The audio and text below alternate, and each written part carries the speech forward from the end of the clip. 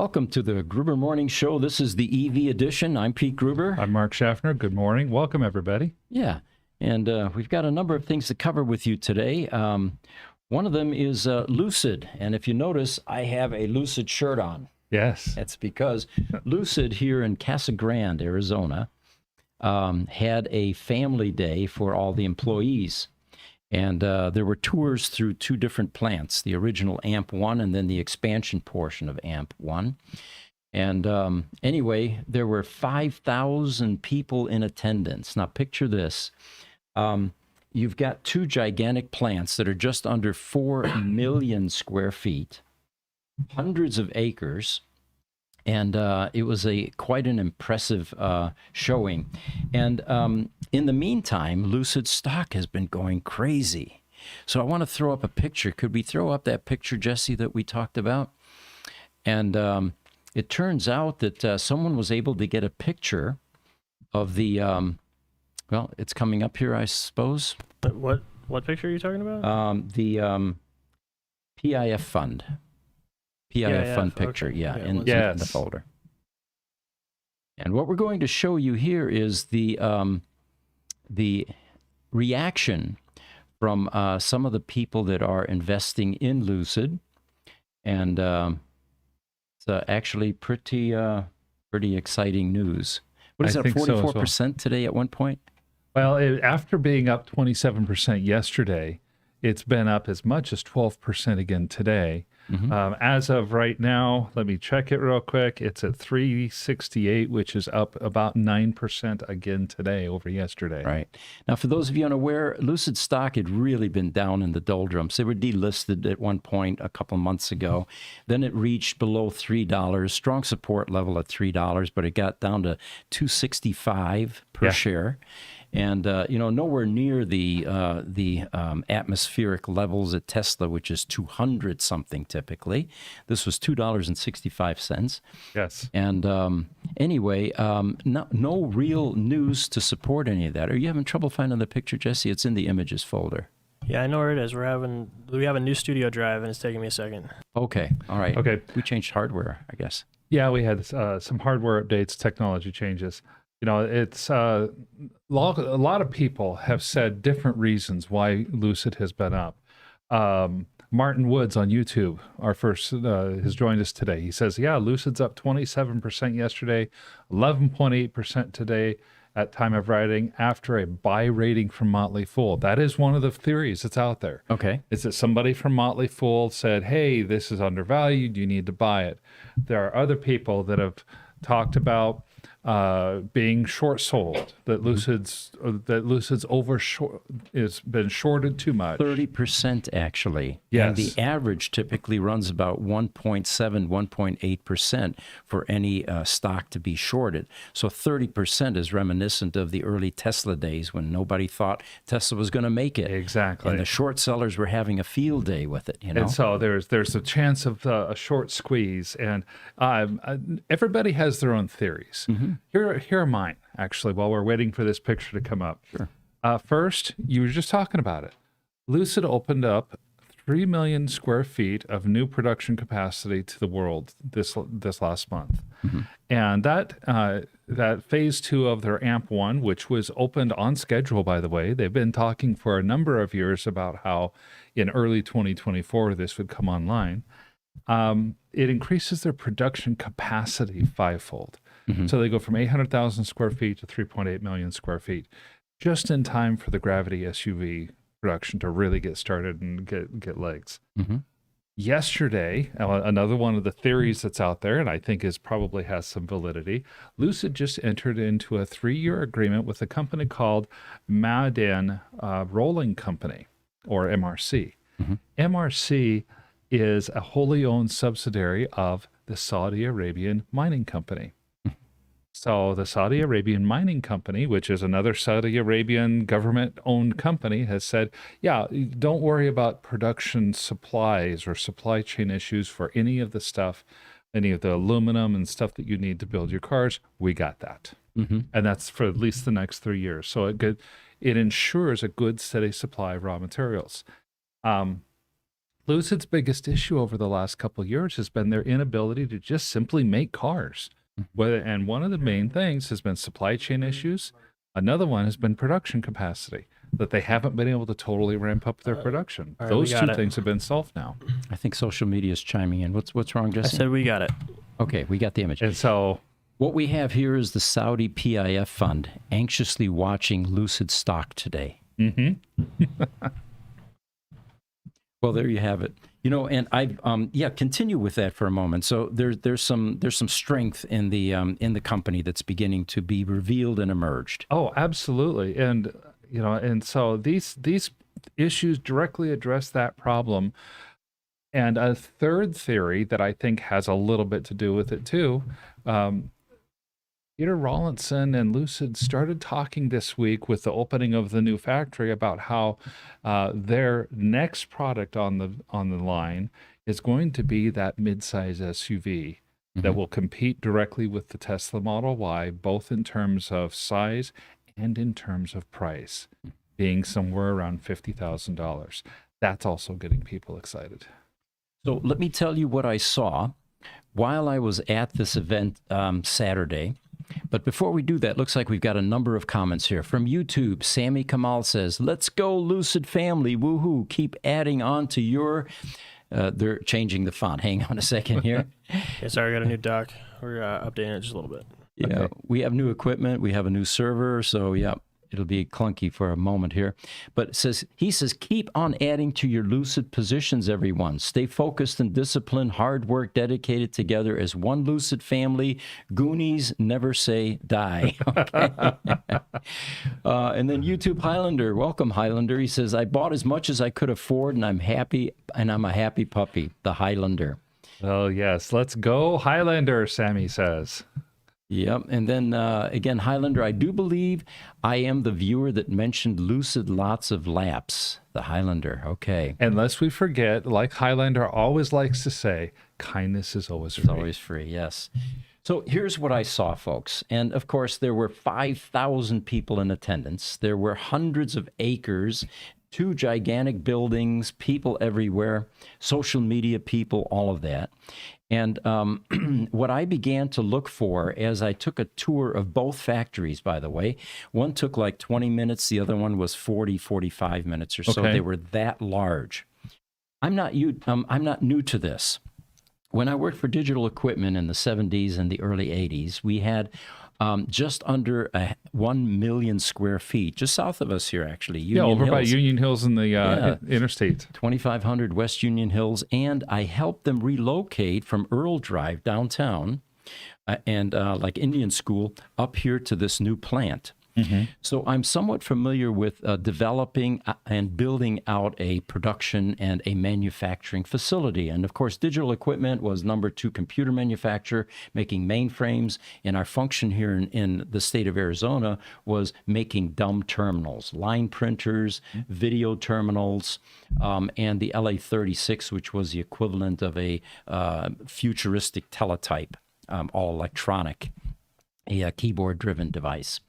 So as I was walking through these facilities, I noticed that the population walking through there, the family members and the visitors were all focused on the fancy robotic arms that were swinging stuff around at up to 7 feet per second, by the way. That's pretty fast. Wow, that's moving. Yeah. So they don't let people into the spaces where the robots are functioning because you could get thrown across the room if you got in the way of one of 7 those. feet a second, you'll get knocked out. So they were all impressed with the robotic stuff. What I was looking for was infrastructure, construction methods. I was looking for material flow, supply chain issues, and of course, HR issues. How are they treating employees? Do they have vending machines and food courts? And are they recognizing them with posters and things like that? And I was never underwhelmed or underimpressed. I was continuously impressed by what I saw. And I'll give those each of those items to you. For example, employee team building. They had flat screens throughout the facilities, and the core teams in those various locations were recognized both by names and their pictures in that team. The other thing I was looking for, there's a lot of fear, doubt, and uncertainty, which you can see all throughout social media about Lucid. Well, they're on the verge of bankruptcy. In fact, after I posted my, Yeah. there were a number of those types of comments, and I began to respond to many of those and said, well, now time out. Here's what a company would look like that is on the verge of bankruptcy. You would not see, for example, clean parts everywhere and totes that are in production lines. They would be dusty. They would be sequestered. There would be areas that would be off limits that were full of cobwebs, for example, because they're scaling back. What I saw in these facilities was a very active, bustling, working type facility. All the way from the parts to an upper portion in these 30-foot buildings, 30-foot high tall buildings, where there was a whole nother layer of activity taking place with conveyor belts and rails and tracking systems where the materials would flow. So they were actually capitalizing on those, the tall roof structures in those buildings. Oh, sure. And again, familiar with that from my days at Digital when we had the same sort of thing where a lot of construction equipment or rigging inside that was built out to accommodate production flows. And the type of production equipment, I didn't see anything that was purchased used or that was ad hoc or that was, everything was purpose-built. It was virtually new. And you can tell that it was a recent, infrastructure build-out. If you're curious about what Lucid inside these white buildings looks like, think Tesla.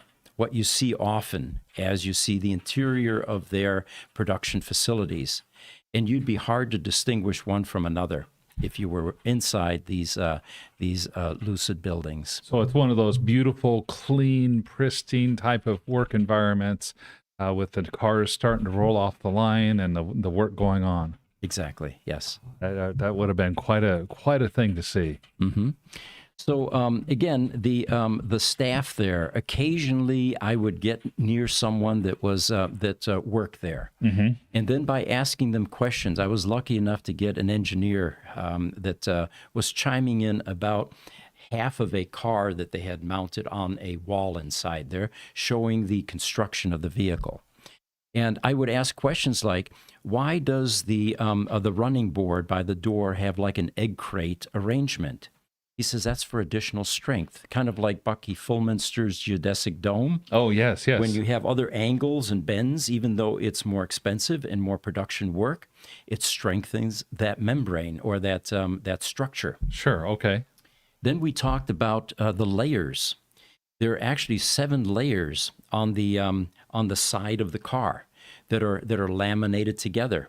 And again, it's for structural rigidity and for crumple zones, so that if the car gets into an accident, there are a number of layers that can absorb that shock. He talked about the front of the car, the same thing.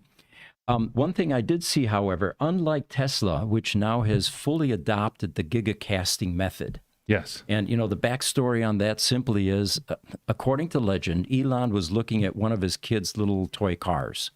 And he looked at the bottom of it and he said, now this is a small casting.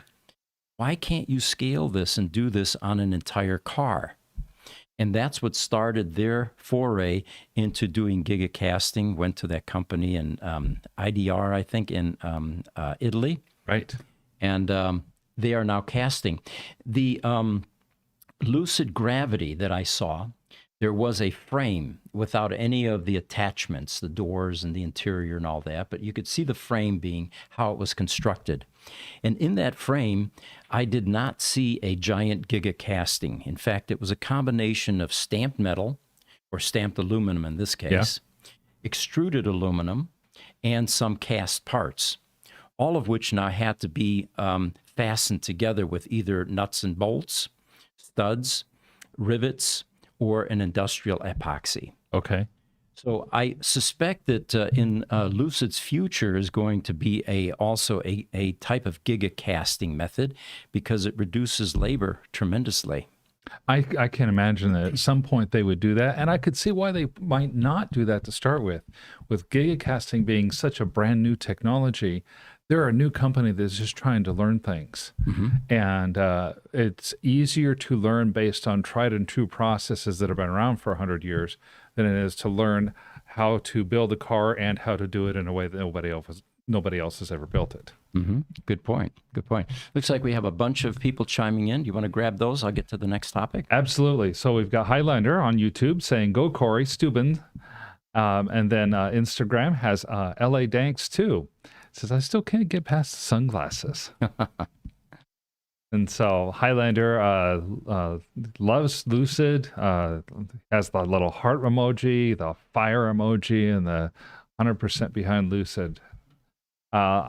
Alberto Cisneros 8928 on Instagram says, "Good morning to you guys. Could you please recommend a book to start learning about hybrid vehicle technology for beginners? Thank you for sharing your knowledge." You have any recommendations?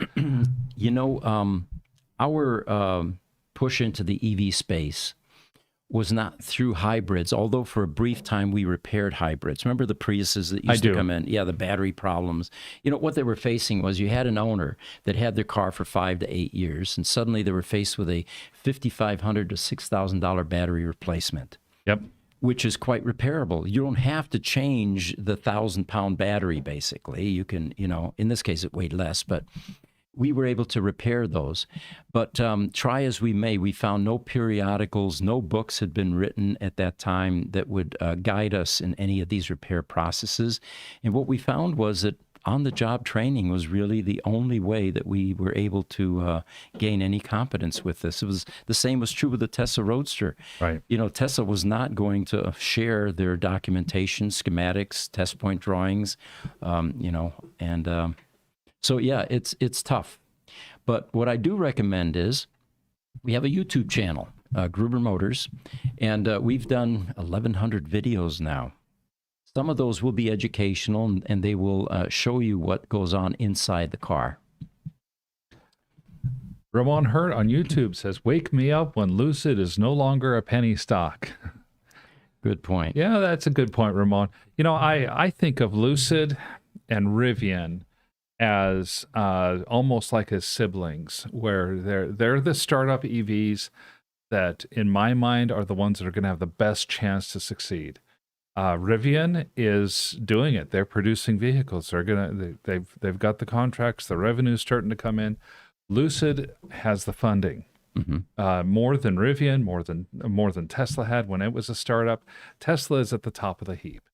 Of all things, I think BYD is probably the one that's the biggest threat to Tesla, not Lucid or Rivian. But beyond Lucid and Rivian, they're all startups, and they're all, I feel like they're all going through this typical startup penny stock type of method. Not really well funded, struggling to get their facilities figured out, struggling how to build cars. Lucid has some of those, but Lucid also has, as you can tell by their factory, they've got some real money behind them.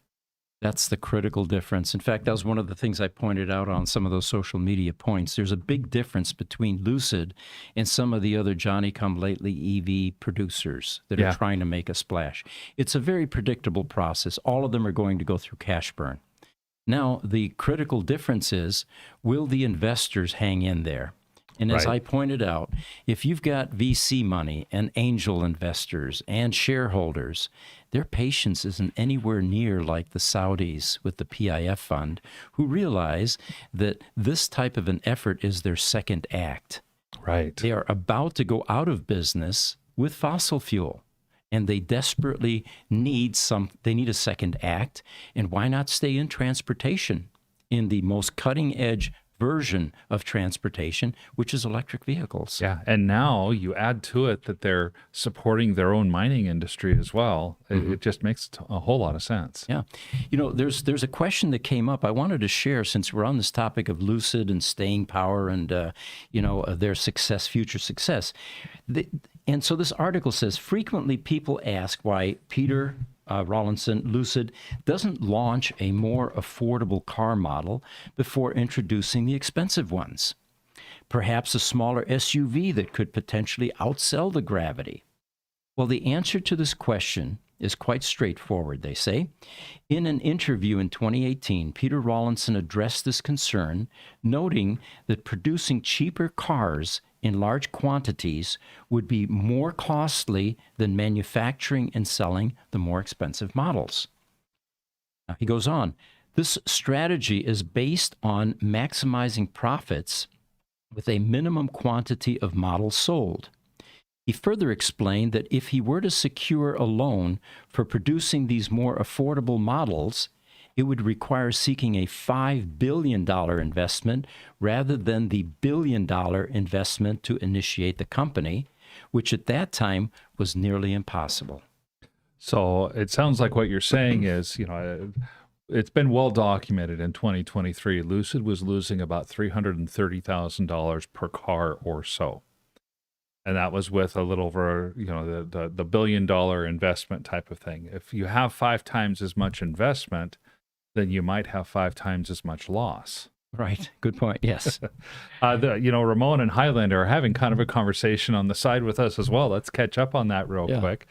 Where Highlander responds to Ramon's "Wake Me Up" comment with, I did mention I worked for one of Lucid's prime suppliers, and I get my information from someplace.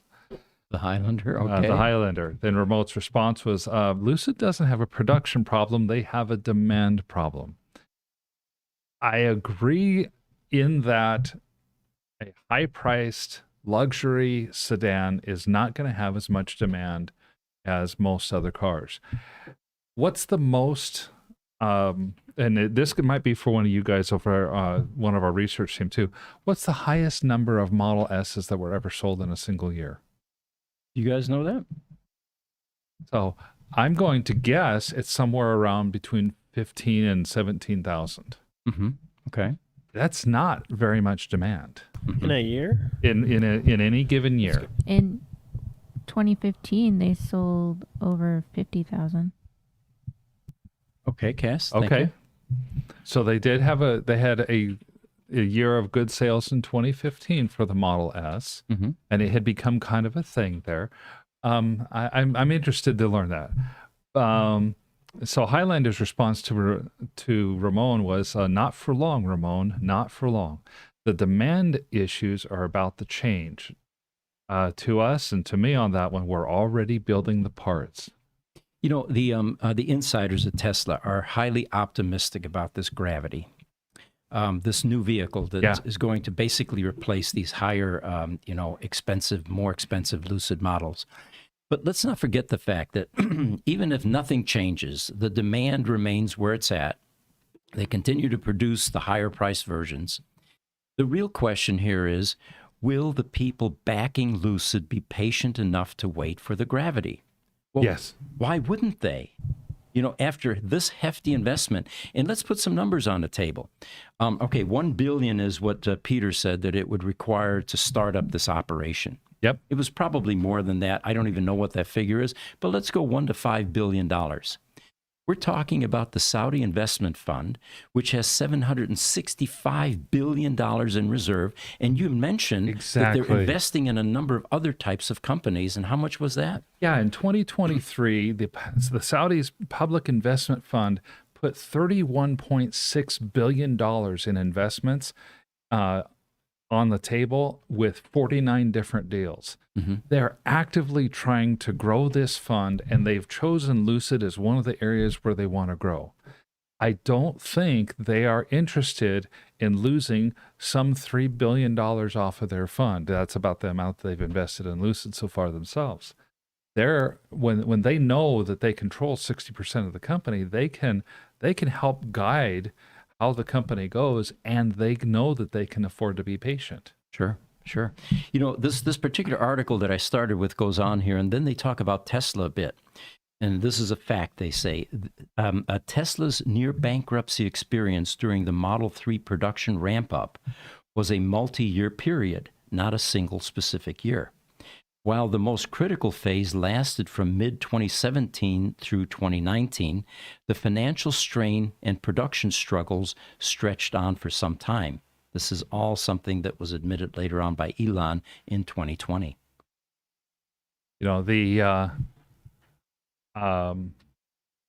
the challenge for Lucid is what we have talked about in the past and what Ramon has referred to a little bit as well.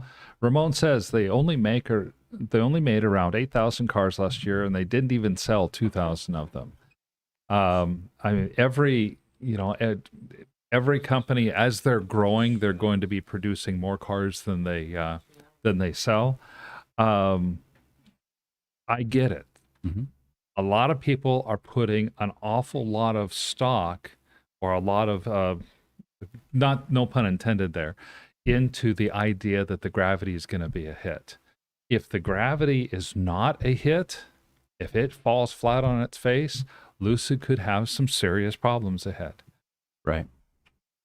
Lucid also, though, has the reputation from day one of having one of the most technologically superior vehicles on the road. Mm-hmm. Yeah, and there's the subcontract arrangement as well that we have talked about in the past. Yes. It looks like we're having some production problems. Is our live on air being affected, or is it just the lighting in here, guys? We're good. Okay, so we'll continue. I think we lost our question and answer monitor, so we'll continue to get back to the questions when they come up. So feel free to continue to ask. It should come up here shortly. But one other thing I wanted to share with you was, now picture this. I'm at this event, got my Lucid shirt, by the way, all right, and a hat. I didn't bring the hat. Hundreds of acres, right? Buildings up to 4 million square feet, massive amount of infrastructure, people everywhere, 5,000 people. And I'm standing over by the parking lot. I brought a Tesla Roadster, by the way, which at the onset might seem kind of, inappropriate to go to a Lucid event with a Roadster, but it's not, because a lot of the early executives at Lucid came from Tesla. Sure. And some of them even own a Tesla Roadster. And I know some of them, so I know they were going to be pleased when I brought our Tesla Roadster. Oh, sure. Yeah. So I'm standing there by my Tesla Roadster and by a Lucid Air that people were taking pictures of. They had one cordoned off. And while I'm there with my cell phone, I didn't have social media people with me. They were all busy that weekend. So I'm trying to do social media, and I'm no good at it. My cell phone was trying to do TikTok. I'm holding it up and, doing the Marcus Brownlee thing where I'm trying to talk and have the stuff behind me. While I'm doing this, a car pulls up behind me. And I finally turn around and look, and it was Peter Rawlinson in a Lucid. And I thought, well, how appropriate that is, because one of my goals was to try to get an interview with the CEO of the company while I was there. Sure. While I was there, I talked myself out of it. I said, 5,000 people? I have no idea where these people are, and my chances of getting that close is probably impossible. Well, anyway, here's Peter sitting in the car. And he finally comes out. I walk over with my cell phone like this, and I say, Peter, I'm Pete Gruber. He says, I know. So, and then I said, I brought a Tesla Roadster, and he says, I saw that too. And, big smile because Sure. he appreciated the car.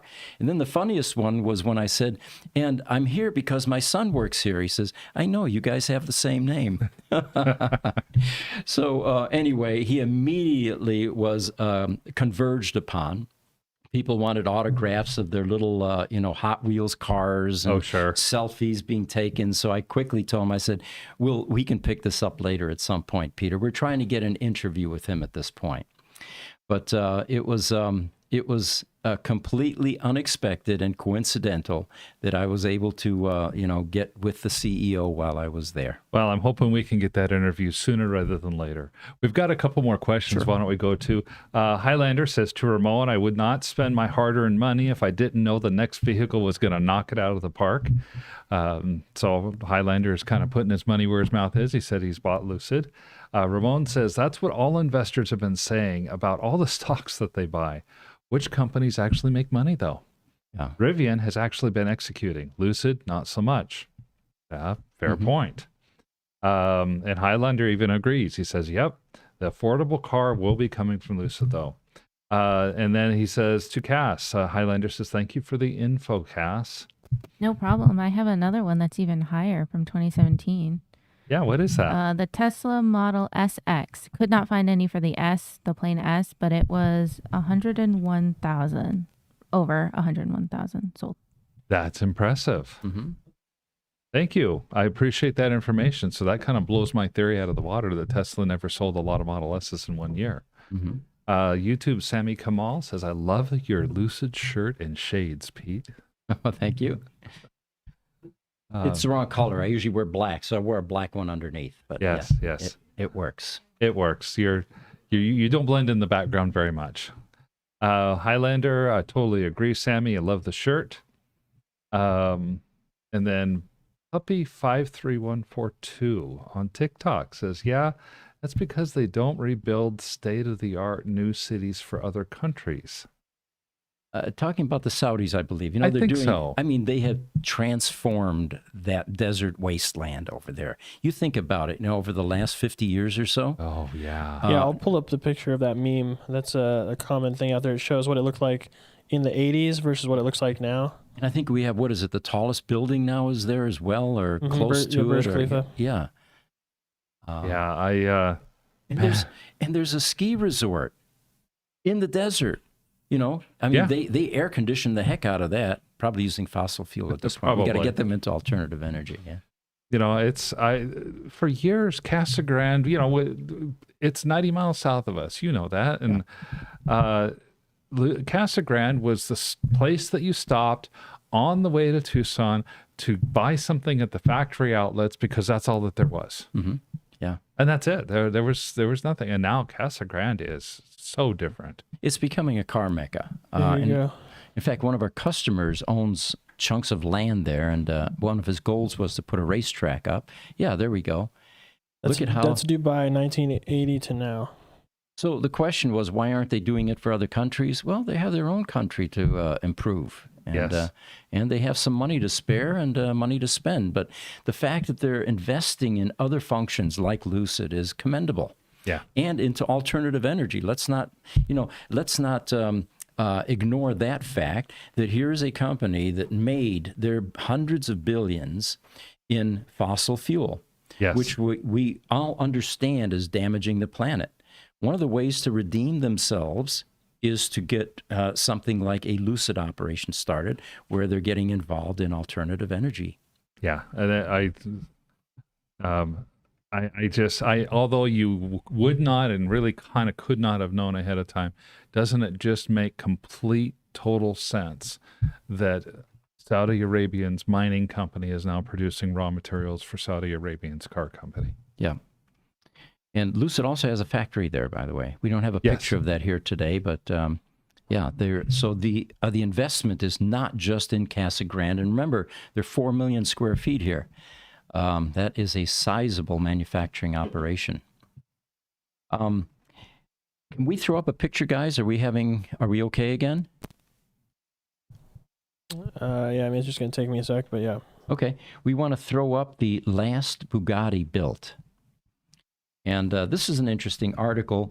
I'm always watching for these legacy auto manufacturers and how they're going to transition and pivot into this new technology.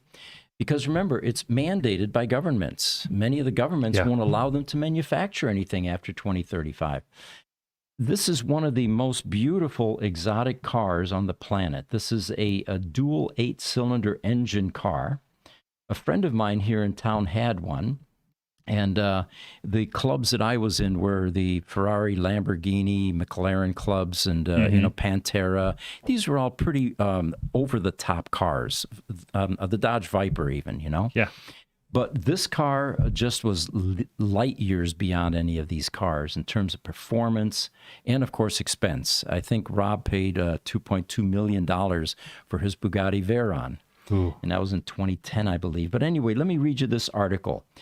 The rest of the world may be putting a leash on its designers and simmering down their crazy concepts to be relatively tame when they do make production. And we're talking about the EV conversion. Mm-hmm. How many over-the-top EVs are you seeing these days? Except for the Tesla Roadster, the first generation. Right.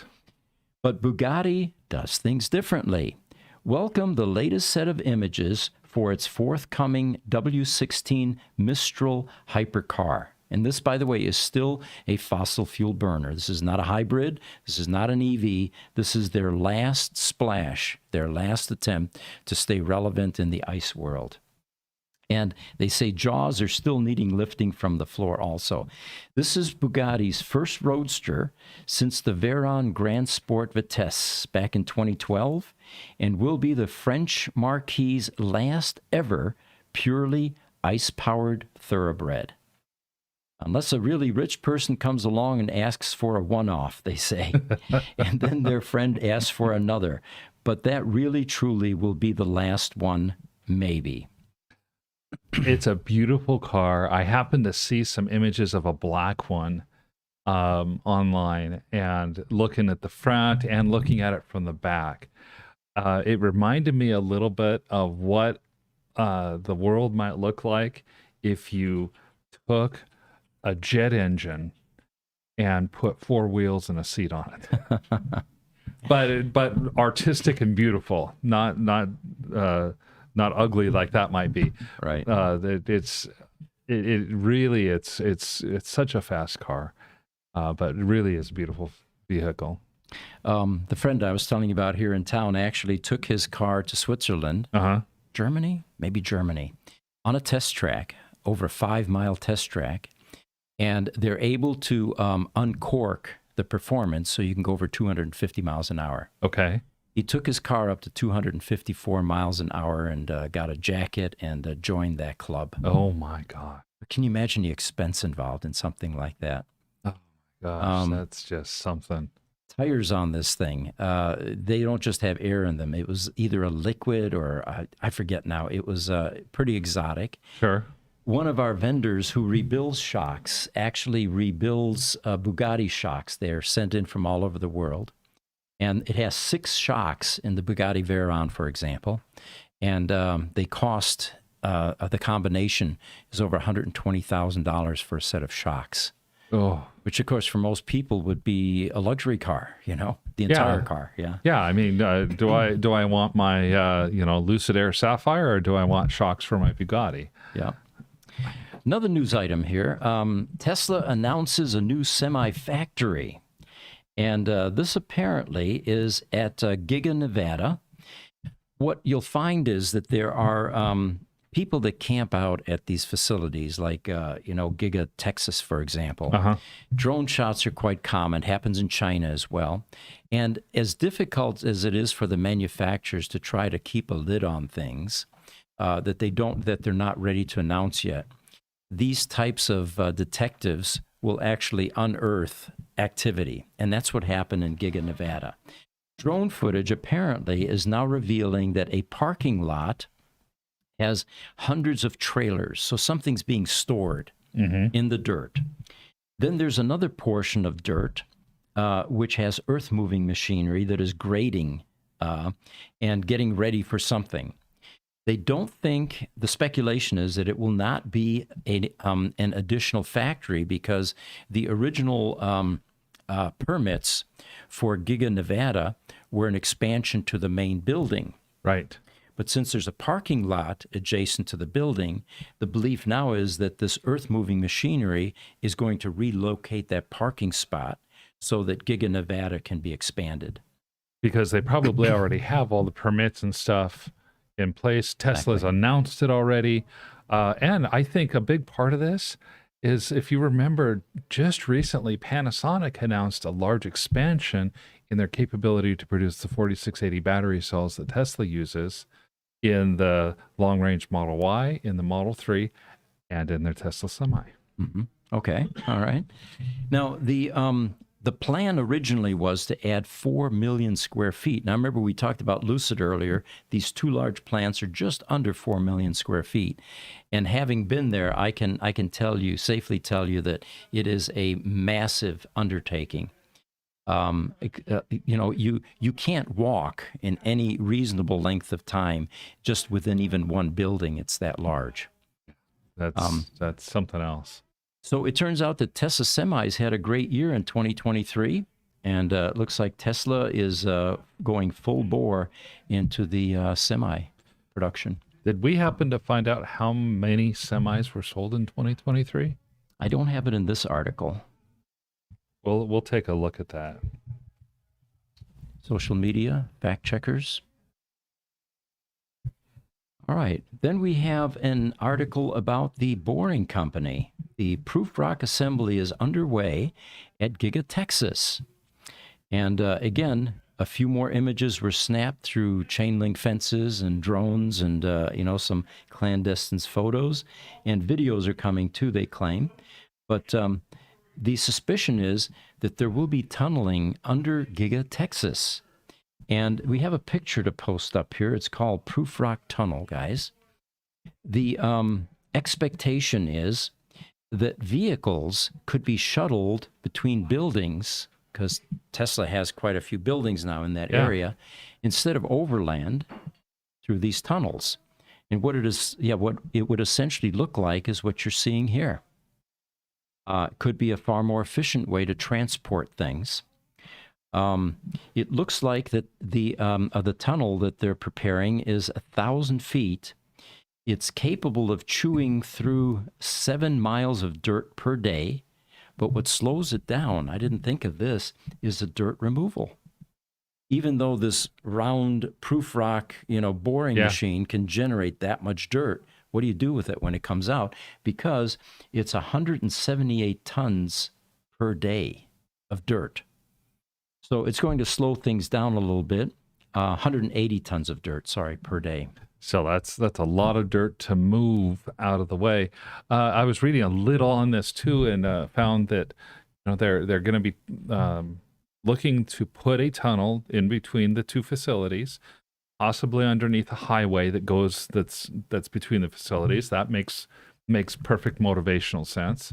Why would Tesla want to go through the expense of building a tunnel just between two of their buildings? Right. Well, if you got a big interstate highway in between the two buildings, it makes total sense.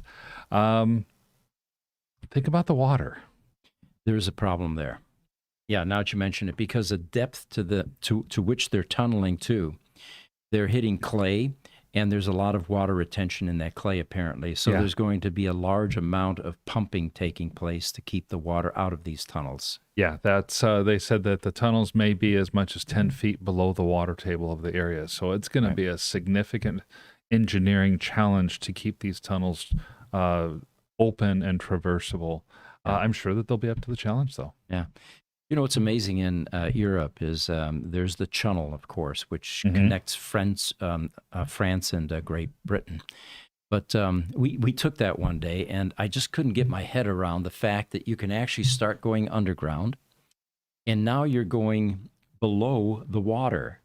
And, you're constantly thinking, well, what if you get a breach? What if the what if the dirt caves in and you're suddenly underwater? But it's just amazing that the engineering marvels that we have today that allow us to do things like this.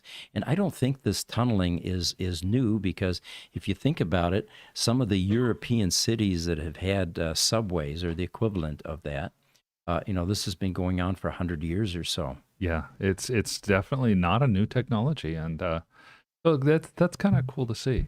Mm-hmm. A couple more questions and comments that we have. TikTok, Chauncey says, Lucids are nice. I've heard from customers that have migrated, because typically the migration is from Tesla to Lucid.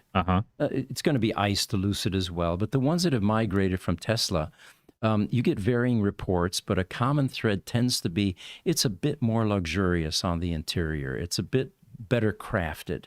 Although there are some things that they don't like about it, like the audio streaming, for example.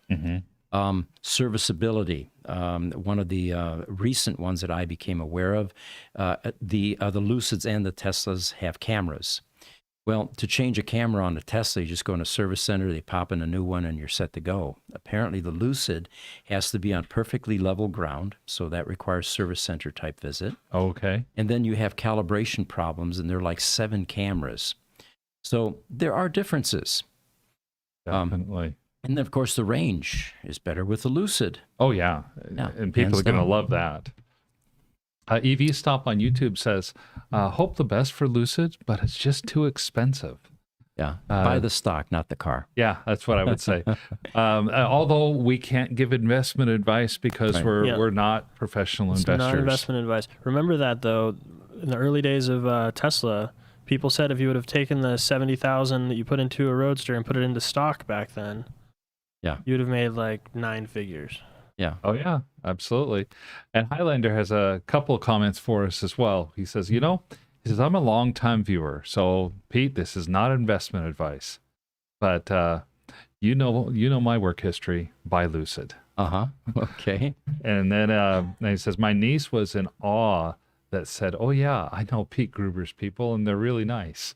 Oh, really? Well, thank you. Hey, Yeah. Mark. Yes. So I'm not finding exact numbers on how many semis were sold Oh yeah. last Aaron. year, but I am seeing that so far they have built around 60 to 70 semi trucks so far. PepsiCo has decided that they're going to invest some more in it. So I think once they get that Nevada Gigafactory up and rolling with the semis late 2024, we'll probably see some more hardcore numbers. It feels like everything's a very little nice. hush-hush right now on that. I think Pepsi has 50 in use right now. What would be interesting is the stats regarding how many back orders there are. What is the demand like, and are they just not able to fulfill it? Because that would give us an idea whether Yeah. there's Yeah, and I'm looking at that too, and it seems to be very vague, where it's like they give the numbers instead of like, PepsiCo has, 100 on pre-order. It's more like PepsiCo's wishes, to have a fleet up to this number by 2030 or 2025. Yeah, sounds So, pretty vague. Yeah. Okay. All right, here's an article. China accounted for 22.5% of Tesla's overall revenue in 2023. And they received $21.75 billion in revenue from its China operations in 2023. So it looks like a successful program in China. Well, it's about time we do something to start reducing that trade deficit, huh? Right. But now on the flip side, and you've probably seen the articles over the last couple of weeks, where all right, Elon is quoted as saying that the Chinese EV manufacturers would pretty much demolish most other car companies in the world without trade barriers. Your thoughts on that? I think that's true, actually, and it's because let's take a look at a real world example. Building the Nevada Gigafactory. Probably Tesla worked on it. They've got it partly built. Just the permitting process probably took a couple years. They're working on the phase 2 now. The build out of this Gigafactory in Nevada is probably going to be close to a decade when all is done. Mm-hmm. How long did it take Tesla to build a Shanghai factory? Just under a year. Just under a year. They said, we want to build a factory there. The government said, okay, let's get started. Well, and that's because China, governmentally, they don't care about the different impacts that it might have to environment, or what subspecies of a subspecies of a subspecies of snail lives on that site. Or like the snakes in Germany, or Have to be relocated, yeah. And some more trees need to be planted before we can start yeah, production. all of these things that are barriers in many other places in the world just aren't barriers to China. Well, they're going to take that same view in competition. Mm-hmm. They're going to say, well, if we can be out there to win, then we're going to try to win. Yeah. And if it means that we have to sell cars at $5,000 a car until everybody else is out of business, that's what we'll do. And the government will support us. Well, there are probably no other companies and no other governments in the world that would be willing to take that extreme of a stand. Right. Good So point. that's kind of where my thoughts at on that. So there was an article also that we had posted in the Gruber Morning Show, which said that Lucid teases smaller SUV to fight Tesla Model Y and 3. And there was also an article that I saw briefly that over the weekend, apparently Peter Rawlinson had alluded to the fact that it's not just Gravity that's coming down the pike that's going to be more affordable, but some other car. That's right. They're teasing a smaller SUV. I posted that article up on the Facebook site, and I actually think that some people might be listening to the press that's coming out on that. It's the whispers of the affordable Lucid. Mm-hmm. It's a small SUV, or smaller. The Gravity is going to be a full-size SUV. This is going to be more of a mid-size SUV. Think of a Model Y competitor. something that would be about the same size as the Model Y and would be about the same price as a Model Y and would be mass produced. And so just a teaser from a place like Lucid that's known for super expensive cars that are not truly mass produced yet. I mean, 6,000 cars in a year sold is not mass production. Is something that's going to be very interesting to people who have bought into the idea that Lucid makes a superior electric vehicle. And so I hope that we do hear something more about that this year. Okay. A few more comments there. Great to hear about your tour of AMP1 facility and your meeting with Peter Rawlinson. Cool to take that Roadster to the event. It was, you know, I would be standing away over with my family oftentimes, and you could see the parking lot where they had a car show there as well. So there were, vintage cars, the ICE cars, the Mustang. I saw some Camaros, and I had my Roadster in amongst those cars. But even from a distance, I could see that usually the clusters of people were around the Roadster because it was such a different car based on what people normally see at car shows, Well, and the Tesla Roadster has some fame to it, and it's being the first electric car and so on and so forth. Yeah. Another article that we had up there that I was gonna talk about, and I thought, no, we probably won't have time, but I do want to mention it. We have a couple minutes here. Maserati has announced that they're not going to make ICE vehicles anymore. Really? Okay. They're going to EVs. Very cool. I think that's a kind of a surprising development there. I don't know if it's that they're bowing to the pressure of the European governments that are saying everything has to be EV by 2035, so you better get on with the program, or if it's just that they are seeing a demand shift. But they have announced that they are going to transition to become a fully electric vehicle auto manufacturer by 2035, and they introduced their first electric vehicle. Step in the right direction, no doubt. For those of you interested in the Tesla Roadster, by the way, our Tesla Roadster podcast starts here in about 3 to 4 minutes or so, and it'll be a separate podcast. So you've 8 minutes at 11. 11 minutes. Okay, we're going to do it at 11 o'clock then, all right? But for those of you interested, you can join us there. It's on the same channel. It'll be a different thumbnail. But one of the things we're going to talk about is Tesla Roadster history. Yeah. And how Tesla really struggled to try and make money with this car and why they couldn't initially. So some interesting history there, some quotes from Elon back then, and pretty strong quotes as well. So stay with us if you like. We'll be talking more about EVs, but Roadster related at that time. Yeah, looking forward to that conversation too. There's going to be good information there. We have a couple more comments we can get to in our last couple minutes here. First on YouTube, Highlander says, "Thank you, Pete, for the first-hand information on the production facility for Lucid." Very impressive. That's all I can say. Yeah. Yes. Another longtime contributor, R.C. Robinson-san on YouTube, has joined us. He says, Ethiopia is going to ban all non-electric vehicle imports. Fascinating. That is fascinating. It doesn't give a time frame, but hopefully it's soon. And then Martin Woods says, Gravity will be Lucid's savior. That is the rhetoric within Lucid, is that this is the car that will actually launch the company much further. One quick final news item. Tesla Cybertruck becomes instant celebrity in China. We don't have many details, but apparently they sent one over there and the Chinese are loving it. So there's going to be some knockoffs and some clones, I'll bet. And that's what I'm looking forward to, Oh, yes. I'm looking forward to seeing that. Guys, thank you so much for being with us today. We encourage you, hang out with the extra 5 minutes. We're going to take this one down, and we'll be back in about 5 minutes with the Tesla Roadster Roundtable podcast. Thank you so much.